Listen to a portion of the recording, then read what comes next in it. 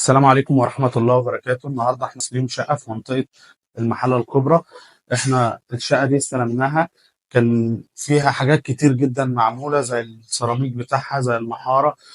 كان السقف برضو كان فيه ديكورات جبس معمولة في السقف. طبعا احنا اشتغلنا كتير قوي على الشقة دي. البواب الخشب كانت راكبة، وابواب خشب كانت بواب خشب عادية خالص وقديمة.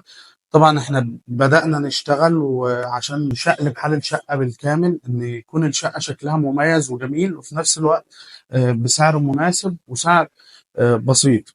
الشقة دي احنا مشطبينها، يعتبر الريسبشن بتاعها مش هنقول سوبر لوكس، ريسبشن عادي في الهادي، بس ديكوره لذيذ جدا. في لمسات جمالية حلوة قوي وبسيطة. برضو اشتغلنا على ان احنا نعمل الغرف تبقى نظام اقتصادي سيمبل بسيطة خالص. عملنا فيها حاجات بسيطة جدا. الاسود بتاعها كرانيش، جنب واحد بس اللي فيه ديكور الريسبشن بتاعنا. فاحنا لما كنا شغالين عليه حاولنا ان احنا نوزعه لقطعتين، فحطينا في المكان ده او في المنطقة دي بالليد بروفايل بتاعها عشان يبقى ده توزيع مكان السفرة. في نفس الوقت المكان اللي ورا يبقى هو مكان الانتريه بتاعي. وطبعا الاستريبات او الشغل الديكور بالستانلس الجولد ده عشان الواجهه بتاعي من فتحه الباب، كذلك يرد على السقف. هنبدا نشرح لحضراتكم دلوقتي الديكورات والشغل اللي اتعمل في الشقه. هنا مثلا في الريسبشن احنا اشتغلنا ان احنا كسرنا الاول الجبس اللي كان معمول في السقف، وبعد كده احنا اشتغلنا سقف فلات على جنبين بس هيدر لايت بسيط جدا جدا. ده عامل معانا شكل اضاءه لذيذ جدا وجميل. طبعا جينا في السقف حبينا نوزع سبوتات بشكل مميز جدا ورقيق، فعملنا الخمس سبوتات او الست سبوتات اللي في السقف دي. طبعا عملنا الساوند سيستم بتاعنا اللي بنعمله في كل شقة برضو بحاجة سيمبل وبسيطة. وطعمنا طبعا السقف بشكل مميز وجديد قوي، شكل الليد بروفايل اللي موجود في السقف ده. طب جينا نرد عليه، ردينا عليه في انحدام بالديكور الاستانلس الرائع الجميل ده اللي هو نفس ديكور السقف بتاعنا. تمام. طبعا زي ما قلنا احنا اشتغلنا في السقف الديكور البسيط قوي ده بالليد بروفايل. ابتدأنا طبعا في الحيطان. هنا اشتغلنا حاجة بسيطة كده دهان، يعني هنقول درجة التوالايت كده من جوتن. الدرجة دي جميلة جدا ومميزة وفاتحة عشان تدينا وسع في الشقة، ان تحس ان الشقة بتاعتي والريسبشن واسع. طبعا الاوض كلها نفس الحوار. جينا طبعا في اهم جزئيه في مكتبه الشاشه او ديكور جنب الشاشه. احنا اشتغلنا عليه بايه؟ اشتغلنا بثلاث حاجات، اجزاء جميله جدا وفي نفس الوقت عشان يديني ديكور رقيق وجميل ومش مكلف. فاشتغلنا على الاستربات الخشبيه باللون الجراي الجميل ده زي اللي حضراتكم شايفينه، وطعمنا ببديل الحجر مع الهيدن لايت الجميل مع ديكور الشاشة هنا عشان تبقى لذيذة وجميلة زي ما حضراتكم شايفين. هنا طبعا في بديل الحجر احنا حبينا نديله ثلاث ألوان وتشبيهات للجراي كده عشان يبقى لذيذ زي ما حضراتكم شفتوه. طبعا مرحلة الابواب دي كان عندنا تشالنج كبير جدا وتحدي كبير، ان احنا نغير شكل الباب خالص من باب خشبي عادي خالص لباب نفس روح التركي او كباب الشقة نفس روح الباب المصفح.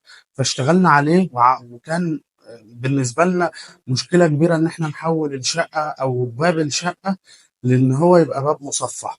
فعملنا الباب اللي حضراتكم شايفينه ده، التجليدة الجميلة خالص بالسمرة الخشابي مع اللون الاسود الرائع اللي داخل فيها دي، ان هو عشان يدينا شكل باب المصفح بالظبط، مع ان احنا نجلد البرور بتاعتنا سمرة عشان يبقى بالمنظر اللي حضراتكم شايفينه ده. هنيجي بقى ننقل برضو لابواب الغرف. حبينا نعمل باب غرف بستايل تركي، فاشتغلنا على باب الغرفة زي ما حضراتكم شايفين دي التجليدة المينامين الرائعة دي، الجراي برضو عشان يبقى نفس درجة الحيطة مع الأسود عشان يديني المنظر مع البرور الأسود عشان يديني المنظر التحفة اللي حضراتكم شايفينه. هنبدأ ندخل لغرفة الليفينج بتاعتنا. دي غرفة الليفينج بتاعتنا. احنا السقف بتاعنا عملناه عادي أبيض زي ما حضراتكم شايفين فيه كورنيشة. عدلنا بس إن احنا اشتغلنا على بيت الستارة ده عشان يبقى الشقة كلها فيها بيت ستارة. ووزعنا كهرباء. طبعا كان عندي كهرباء قديمة فسيبناها زي ما هي واشتغلنا على توزيعة الكهرباء بتاعتنا زي ما حضراتكم شايفين. وهنا عملنا مكان للشاشة. طبعا المكان ده احنا عاملينه ديكور جميل أوي بسيط، وفي نفس الوقت مميز أوي، شكله تحفة. عاملينه عبارة عن زي جلد تعبان مع بديل حجر مع الليد الجميل ده. تحط هنا الشاشة يديك منظر رائع أوي. ممكن وهو مطفي بيديني شكل، وهو متقاد بيديني شكل جميل أوي. هنتكلم دلوقتي أو هنوري حضراتكم دلوقتي عن غرفة النوم. احنا اشتغلنا في غرفة النوم دي برضه شغل عشان نديها روح مميز وجميل، وفي نفس الوقت يكون ديكور بسيط. فاشتغلنا في الغرفة كلها زي ما قلنا درجة حيطان واحدة. عملنا لس بتاع الشقة كلها أبيض. طبعا عملنا الكورنيشة. احنا لما جينا هنا جينا وسعنا باب البلكونه شويه لانه كان باب بلكونه خشبي، فاحنا عايزين نحوله باب الموتيل او يو بي في سي. فاشتغلنا على توسيعه وعملنا نوعيه كويسه من اليو بي في سي.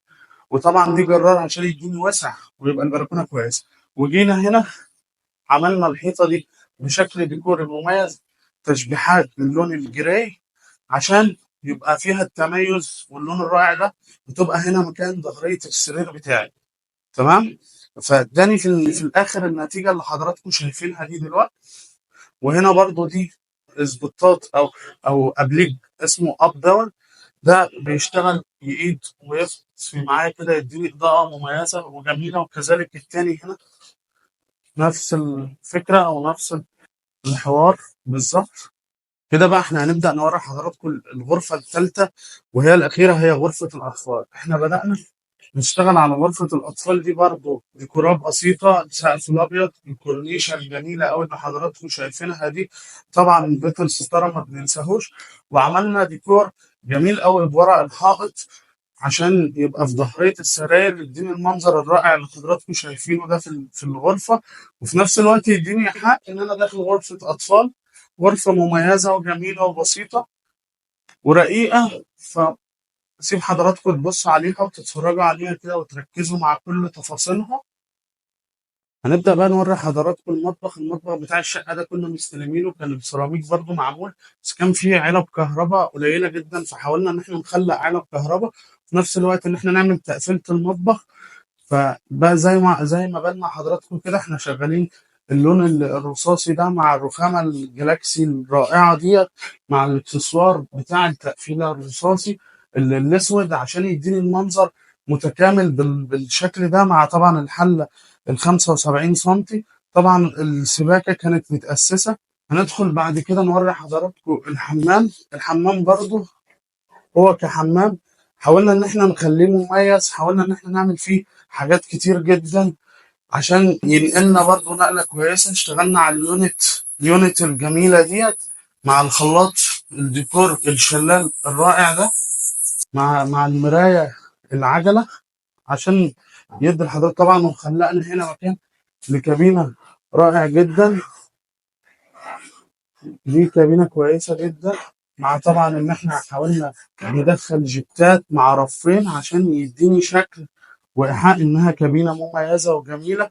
وطبعا اشتغلنا هنا ديكور او اكسسوار جولد، لان العميل كان حابب اللون الجولد في الاسود. وهنا في السقف اشتغلنا ان احنا نشتغل على السقف الجميل القطعيات ده مع الهيدر لايت الجميل اللي فيه ده، مع برضه اللون الابيض عشان يديني الشكل المميز والجميل. انتظرونا احنا قدامنا.